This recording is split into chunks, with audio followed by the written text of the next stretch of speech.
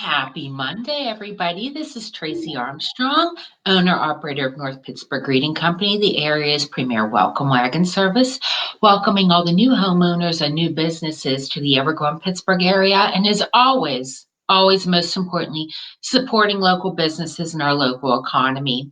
And today we are speaking with Angela Turo of Turo Family Chiropractic, located off of Camp Horn Road in the North Hills section of Pittsburgh. And we are into our second week of the new year, and a lot of people like to start refocusing on their healthy eating habits and losing weight and getting more into working out and whatnot. And when people are thought to adopting go about thinking about adopting healthy eating habits, they tend to struggle with sugar.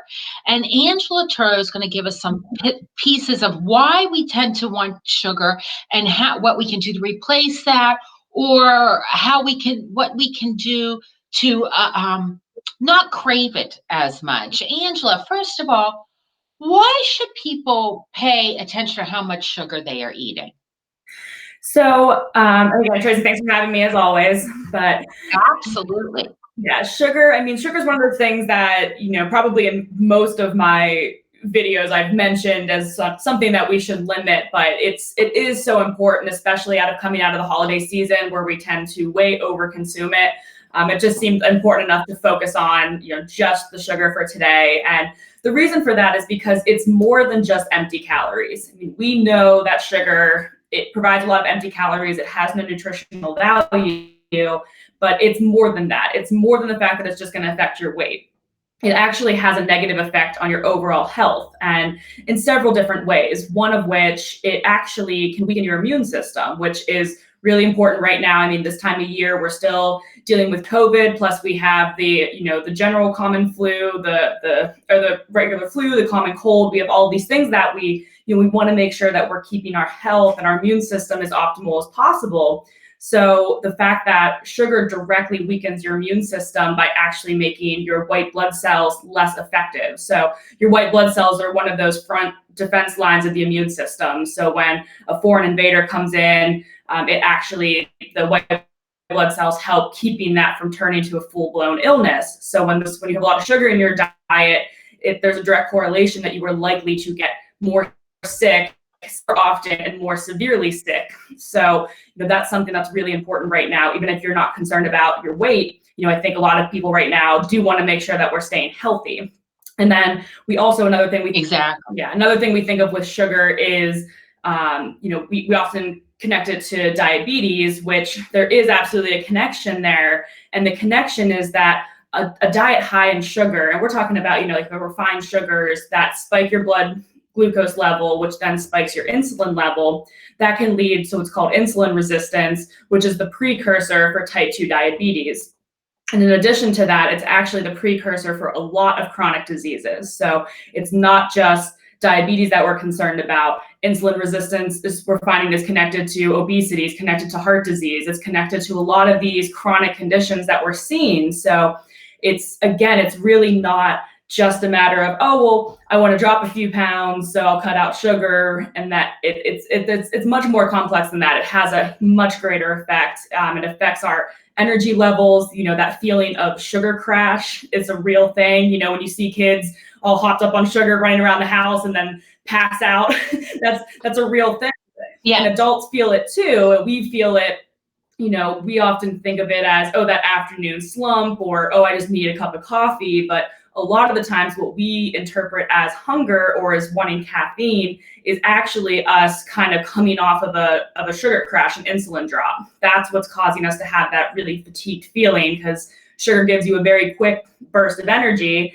And then as soon as it drops, that's what leaves you feeling like, oh my gosh, I just am so drained. So then that makes you want to reach for more and to get that energy level back up. And that's where you get into these issues with these big spikes and drops in insulin throughout the day. Really starts to have these negative impacts on your health. And why is it so hard for people to eliminate sugar from their Well, in diets? this country specifically, it's because it's in basically everything. So 95% of canned or prepackaged products have added sugar to them. So we're not just talking about cutting out baked goods, the obvious things, cake, cookie, ice cream. We're talking about everything that comes that is prepackaged. There is a chance that it has those added sugars. And then that's just going to continue to fuel that sugar addiction that a lot of people have. And it's the sugar addiction. It's not just because the sugar tastes good. Sugar actually triggers those same pathways in the brain as drugs do. So it basically sets off the dopamine receptors, which are dopamine is that neurotransmitter that makes you feel really good, really, energized, really happy. So when we get that feeling again, we want more of it. We want more of it. And that's going to make your brain say, okay, I need that again. I need that again. And in the same way as people develop drug addictions, you can actually develop those sugar addictions because your brain just wants to feel good. And that becomes difficult, again, because of those hidden sugars.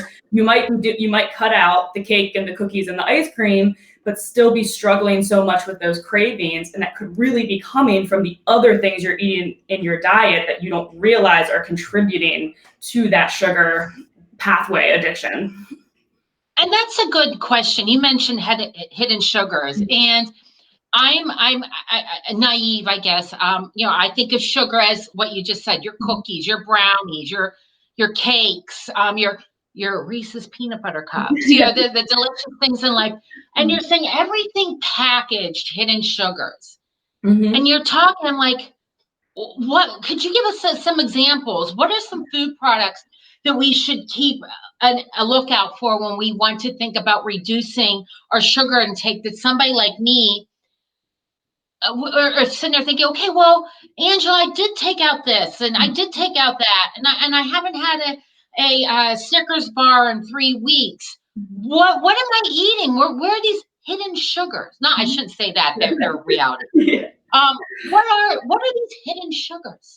Yeah, so I'd say the big ones are look at what you're eating for breakfast. So a lot of things that get marketed as breakfast foods, so cereals, breakfast bars, instant shakes, those kind of things. So the thing we're literally starting our day with, the first thing we're eating in the morning, those things tend to have a lot of added sugar. So, those protein bars, especially, so a Cliff Bar, for example, is the one I always talk about. A Cliff Bar has as much sugar in it as a Hershey's chocolate bar. Yeah. My husband. So if you wouldn't eat a Hershey's chocolate bar for breakfast, you probably shouldn't be eating a Cliff Bars. My husband, who thinks he has this great diet, well, no. Do you want me to make you lunch? No, I had a Cliff Bar. Yeah. So yeah, I mean, if you would die if I don't like them personally. I think they're too heavy. They're too much. yeah, No offense, Cliff Bar Company. Don't cancel me. yeah, I just personally don't like them. yeah. But if you saw how many we had in our pantry, Angela, you would just shake your head. If you look at the first 4 ingredients, 3 of the first 4 ingredients are types of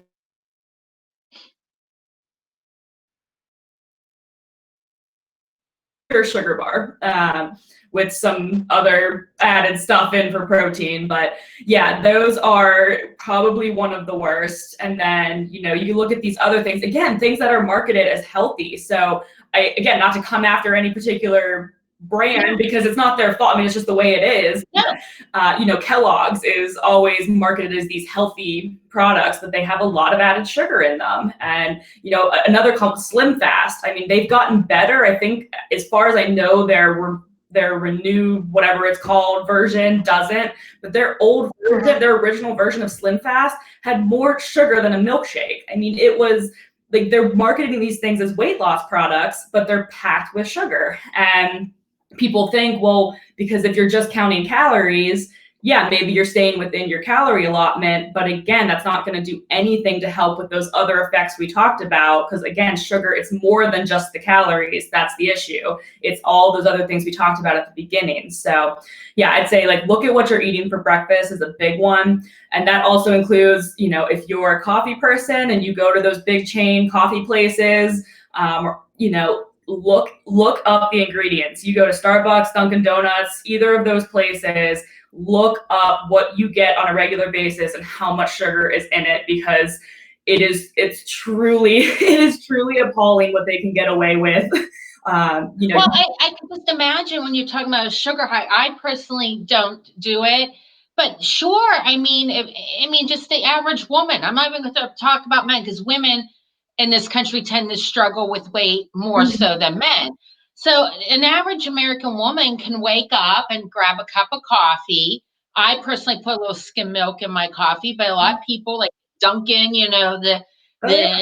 almond flavored creamer, Mhm. and then what they think is healthy, pulling out, a shredded wheat, Kellogg's shredded wheat. Mhm. Yeah. Well, no wonder you're exhausted by 11. You've just, Oh, yeah. You've had probably 8 teaspoons of sugar to start your day, which is about what you should have total in a day. So, yeah, and it could be a that's all lot. before 8 o'clock in the morning. Yeah, and it could be a lot higher than that depending on, again, like you said, what flavor of coffee you're getting. I mean, if you just go to Dunkin' and order a medium coffee and they just ask you cream and sugar with that, and people just say yes, you're getting, I think it's about 6 teaspoons of sugar in that coffee if you just say yes.